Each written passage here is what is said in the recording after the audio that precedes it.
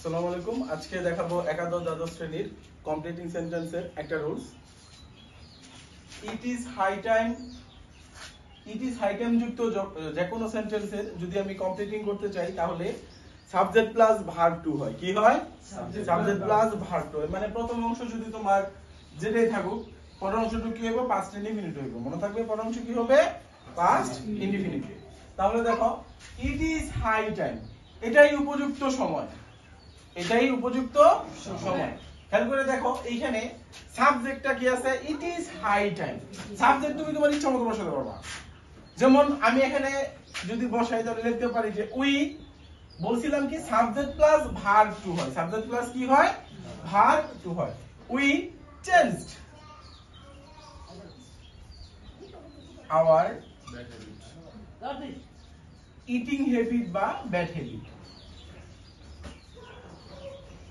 দেখো we changed our eating habit। এখানে এই বাক্যটা আমি কি করছি?